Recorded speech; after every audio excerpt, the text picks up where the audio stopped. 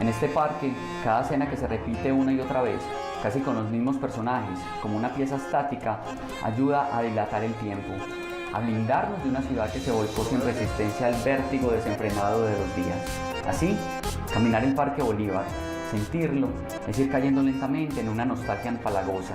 Más aún, si la memoria, como en mi caso, se fuga a aquellas salas de cine que representaban mi único motivo para visitarlo.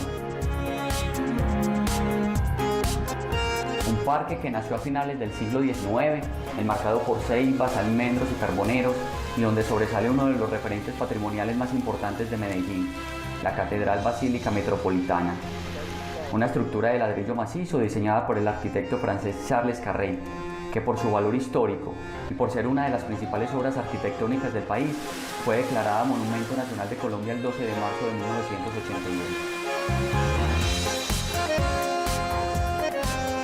En una ciudad como Medellín, donde el anhelo del progreso está supeditado a la rentabilidad y donde el patrimonio se avisora de manera fría y equivocada como un desecho del pasado, se puede sentir una indiferencia casi generalizada por la conservación de bienes patrimoniales.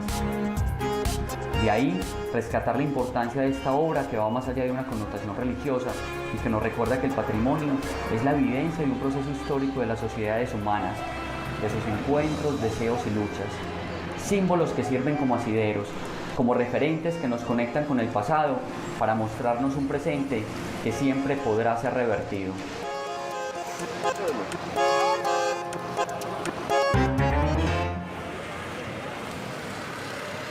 Camino al barrio, camino.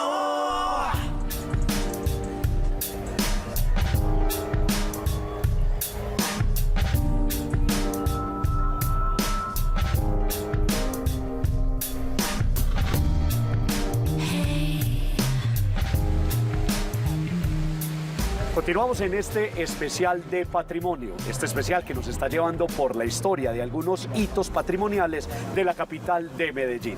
Y por eso me encuentro en uno de los lugares más queridos por los medellinenses, los antioqueños y quienes nos visitan de toda Colombia y del mundo. Me encuentro en el Parque de Bolívar, aquel que antecede a la Catedral Metropolitana. Y me encuentro con Daniel Ramírez. Hombre, Daniel, Medellín era allá, a muchas cuadras de donde está esto, fue lo que los medellinenses del siglo XIX y anteriores conocieron como Medellín. Llámese Villorrio, llámese Villa, llámese Poblado, pero eso era muy lejos de aquí, entre comillas. Esta era la nueva ciudad, por eso esto se llama Nueva Villa, Villanueva. Háblanos por favor, Daniel, de la importancia de esta expansión urbana. Existen una serie de hitos del urbanismo. Entendemos que pasamos de un villorrio a una villa, pero cuando dejamos de tener una plaza de mercado para tener un parque público, estamos marcando una pauta histórica que se convertiría en el futuro en patrimonio, porque sería el nuevo punto de encuentro para la sociedad de Medellín y la sociedad de Antioquia. Entender entonces que en los terrenos en los que nos encontramos contiguos a lo que hoy es nuestra Catedral Metropolitana, fueron los terrenos de Mr. Tyrrell Moore, un personaje inglés que sin duda dejó un gran legado, empezando por el lugar donde estamos parados. Y luego de esto, en este terreno empieza a construirse nuestra Basílica Metropolitana, una historia que sin duda es un hito de la arquitectura que se convertiría en un legado histórico y patrimonial que todos debemos conocer. Para que nos ubiquemos aún más, estamos en la Comuna 10, pleno centro de la ciudad. Y este lugar es el fin de la carrera Junín. Cuando entonces junineamos, nos encontramos al final con el Parque de Bolívar. Entonces, como decimos, estamos en pleno corazón de la ciudad de Medellín. Hombre, Daniel, aquí hay un hecho trascendental para poder configurar no solo el espacio del parque, sino también la llegada de la catedral. Eso es que Medellín se convierte en capital de la región para el año de 1826. Contanos entonces qué es eso de soñar con una catedral y verla materializada. Efectivamente, vemos los lugares y creo que en donde nos encontramos con frecuencia se nos convierte en paisaje. Ya estaba ahí cuando llegamos, pero todo es muy nuevo, digámoslo históricamente hablando. debemos entender que ese cambio que tú mencionas, nuestra historia, la historia de los antioqueños y que complementamos a nuestro país, comienza a escribirse en la ciudad madre, Santa Fe de Antioquia, hasta que, como bien lo dices, en 1826 esa capital se traslada a este territorio, a nuestra ciudad de Medellín. Entendemos entonces que por los cambios y por convertirse en un punto de encuentro no solo regional, sino nacional, pasamos de ser un lugar por el que pasaban las encomiendas, los arrieros y las mercancías, a ser un lugar que forjaría la industria de este país. Entonces, entendiendo esto, la diócesis, entendiendo el clero y las familias notables sienten la necesidad de tener un templo, una gran catedral que fuera sitio y punto de encuentro de la comunidad. Es así como en 1875 comienza a escribirse el primer momento de nuestra gran catedral con unos diseños y asesoría especialmente llegada desde Francia.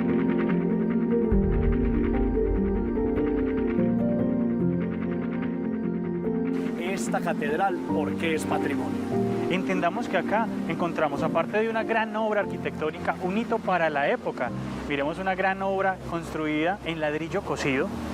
Imaginemos la cantidad, la actividad que desarrolló en torno para la construcción y edificación de tejares y ladrilleras.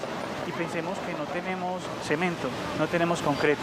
Estamos hablando de la argamasa, una pieza o complemento de la construcción que se inicia en la época romana e incluso en periodos anteriores y que materializan esta gran obra que es neorrománica. Sí, señor. Es impresionante entender cómo un hombre de menos de 35 años llega desde Francia y lo primero que dice, vea, para poder realizar una catedral, definitivamente esta empresa debe montar ladrilleras y tejares. ¿Cuántos ladrillos fueron necesarios para hacer una obra como esta? El mito, siempre nos han dicho que superan el 1.200.000 ladrillos, pero lo cierto es que cuando uno ve esta catedral, ve diferentes colores en los ladrillos. Eso significa diferentes tierras con las cuales fueron hechos, diferentes barros. Debemos entender que principalmente los ladrillos de la Catedral Metropolitana llegaron desde lo que hoy conocemos como el barrio La América. Allí estuvieron unos grandes tejares. Imagínate la cantidad de barro necesaria para poder hacer más de 1.000.000 de ladrillos. Podemos decir, con todo respeto, que esto es una montaña de barro cocido que se trajo de otra montaña de barro en otro lugar de la ciudad.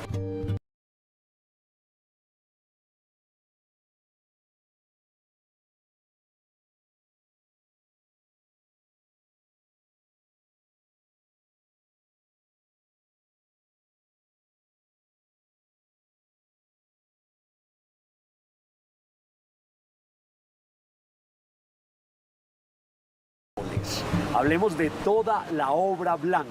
Aquí viene otro arquitecto que también era un presbítero, él también tenía formación dentro del clero y la curia, él era un sacerdote y viene por encargo a hacer toda la obra blanca. Estoy hablando de Giovanni Buscaglione. Giovanni Buscaglione nos dejó otro edificio maravilloso que es hoy el Centro Comercial Villanueva, que antes era uno de los palacios de la curia.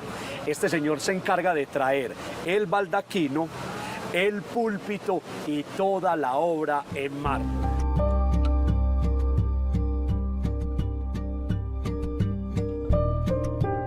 Una vez que entendemos los materiales con los que se fabrica esta, que podemos entender como una gran cápsula del tiempo, podemos entender esos tesoros tan maravillosos que guarda y que nos dan cuenta de otro tiempo. Como lo mencionas, este mármol que llega desde Pietrasanta en Italia, debemos entender que nuestra edad geológica no permite que nuestro territorio tenga un yacimiento de mármol como los que tiene aquí el continente europeo. También, después de entender estos materiales, entender esa obra blanca y ese gran legado en mármoles, entendamos esos elementos que dan un valor especial, un valor agregado. Hablaremos, por ejemplo, de ese gran órgano que se encuentra en este lugar.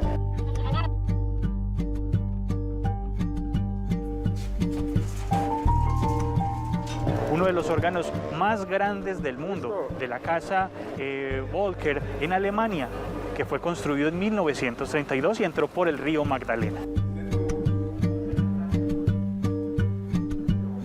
La casa Walker, una casa alemana de construcción de instrumentos musicales, se carteaba a través entonces precisamente de cartas y de telégrafos con la gente en Medellín. Y parte de esas cartas era preguntar si es cierto que necesitan un órgano, un instrumento musical de esas dimensiones. Es que, señores, aquí en nuestra metropolitana tenemos un órgano mucho más grande que el mismo órgano que se encuentra en la Catedral de San Pedro en el Vaticano. Este es un instrumento de 14 toneladas netas, hechas con madera de palo santo de las costas de Bélice. Había que hacerlo en maderas tropicales para que precisamente el clima del trópico no lo atacara tanto. Imagínense entonces que tiene 3 tendidos para manos y 2 tendidos para pies. Eso solamente para hablar de la música sacra, la música para agradar a Dios.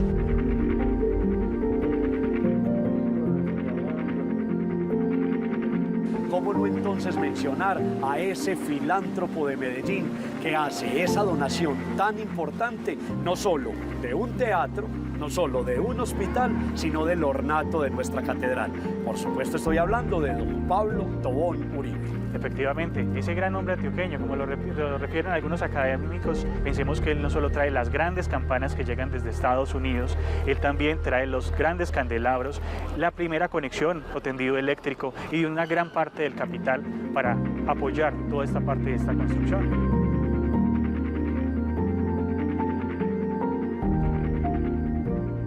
Tenemos una gran colección de arte religioso que data del siglo XVI, XVII. Pensar que estas gran obras se convierten en un registro de memoria y pensar que encontramos obras como las de don Francisco Antonio Cano, con su obra del Cristo. Esta obra, que pudo tardar casi más de 10 años de estar lista, empieza a trabajarse en Europa, pero durante su traslado a nuestra ciudad se deteriora, sufre grandes daños y requiere ser restaurada, incluso muchas de las partes que vuelvan a ser pintadas. Entonces vemos que tenemos obras de grandes artistas, una colección que ha viajado en el tiempo, y entendemos que esta colección se conecta con otros elementos que casi se vuelven una colección de museo y que tenemos dispuestos en este lugar.